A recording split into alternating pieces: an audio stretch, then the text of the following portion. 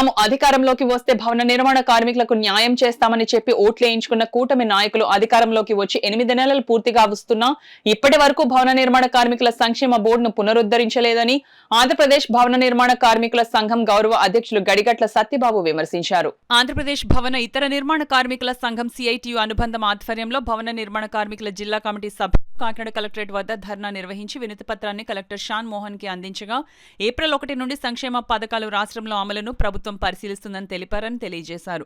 ఈ సందర్భంగా ఆంధ్రప్రదేశ్ భవన మరియు ఇతర నిర్మాణ కార్మికుల సంఘం జిల్లా గౌరవ అధ్యక్షులు గడిగట్ల సత్యబాబు, కార్యనిర్వాహక అధ్యక్షులు చెక్కల రాజ్ కుమార్, జిల్లా ఉపాధ్యక్షులు డేగల సత్యనారాయణ, కార్పెంటర్ సంఘం జిల్లా నాయకులు వీరబాబు మాట్లాడుతూ గత వైసీపీ ప్రభుత్వం భవన నిర్మాణ కార్మికులకు 2019 నుండి సంక్షేమ పథకాలు నిలుపుదల చేసి తీవ్ర అన్యాయం చేసిందని ఆరోపించి భవన నిర్మాణ కార్మికులతో ఓట్లేయించుకున్న కూటమి నాయకులు పవన్ కళ్యాణ్, చంద్రబాబులు అధికారంలోకి వచ్చి 8 నెలలు పూర్తి కావస్తున్నా కూటమి మేనిఫెస్టో హామీ మేరకు భవన నిర్మాణ కార్మికుల సంక్షేమ బోర్డు పథకాలను పునరుద్ధరించలేదని విమర్శించారు.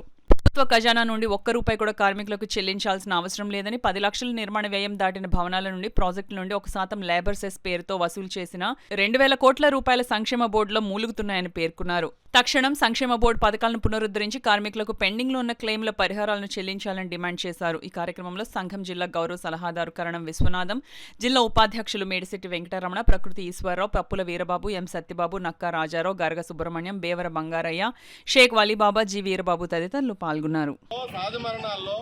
వివాహాలు అలాగే గర్భిణీ స్త్రీలు డెలివరీలు అయినటువంటి భవన నిర్మాణ కార్మికులకు 5 కోట్ల రూపాయల పరిహారాలు ఇవ్వాల్సి ఉంది.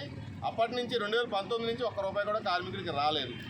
పోనీ ఈ డబ్బులన్నీ గవర్నమెంట్ ఖజానా నుంచి ఇమ్మని అడుగుతున్నావా? మాకు ప్రభుత్వం నుంచి ₹1 వద్దు. ప్రభుత్వం నుంచి మీరు ఇవ్వాల్సిన అవసరం ఏమీ లేదు. ప్రతి సంవత్సరం 300 కోట్లు లేబర్ సెస్ పేరే లేబర్ సెస్ 10 లక్షల నిర్మాణ వ్యయం దాటిన బిల్డింగుల నుంచి వసూలు చేస్తూ ఉన్నారు. ఇప్పటికీ 2,000 కోట్లు కార్మికుల కోసం ఖర్చు పెట్టాల్సిన నిధులు పోగై మూలుగుతూ ఉన్నాయి 5 ఏళ్ల నుంచి. కూటమి ప్రభుత్వం కూడా చెప్పింది జగన్ అన్యాయం చేసేది కార్మికులందరికీ అని. జనమందరూ నమ్మారు, కూటమి ప్రభుత్వాన్ని గెలిపించారు. మరి మీరు వచ్చి 8 నెలలు అయింది, ఇప్పటికీ కూడా ఒక్కరోజు కూడా కార్మికుల కోసం ఆలోచించడానికి సమయం దొరకలేదా అని మేము ప్రశ్నిస్తూ ఉన్నాం. కాబట్టి కార్మికుల కోసం వసూలు చేసిన సెస్ నిధులు 2,000 కోట్లు బోర్డులో మూలుగుతున్నాయి. ఇక్కడ ప్రమాదాల్లో నిత్యం చనిపోతున్న కార్మికుల సంఖ్య రోజుకి పెరుగుతూ ఉంది. అనారోగ్యం పాలైపోయి చనిపోయే కార్మికుల సంఖ్య రోజుకి పెరుగుతుంది. అందులోంచి తీసి ఇందులో వీళ్ళకి బట్వాడా చేయాలి. ఆ పని చేయడానికి మీకు 8 నెలల సమయంలో ఒక్కరోజు కూడా దొరకలేదంటే ఇది చాలా అన్యాయం ఇది.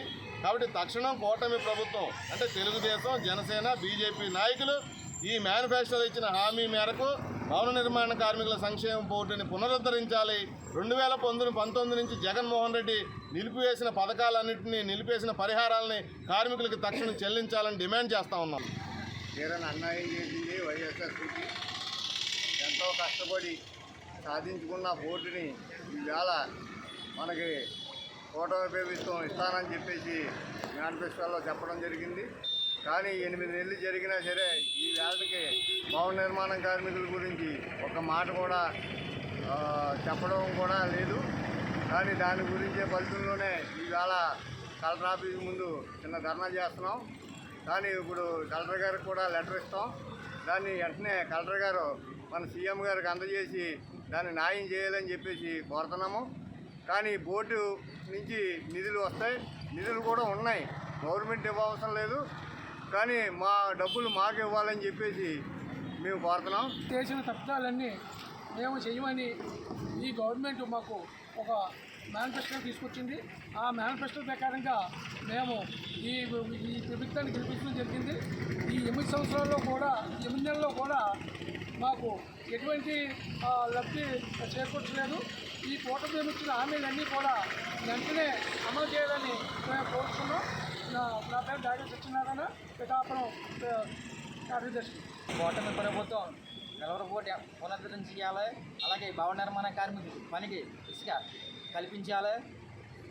ఈ సెస్ డబ్బులు మాకే కోర్సు పెట్టాలి. ఇప్పుడు బిల్డింగ్ రంగం కార్మికులు ఎవరైనా బాల్ జారిపడుతుంది, ఎవరి బాధ్యత?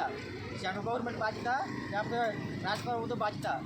బాధ్యతలో ముందు మాకు సంక్షేమ పథకాలు అమలు చేసేదాకా మేము పోరాడతాం. ఈ పోరాటం ఆగదు.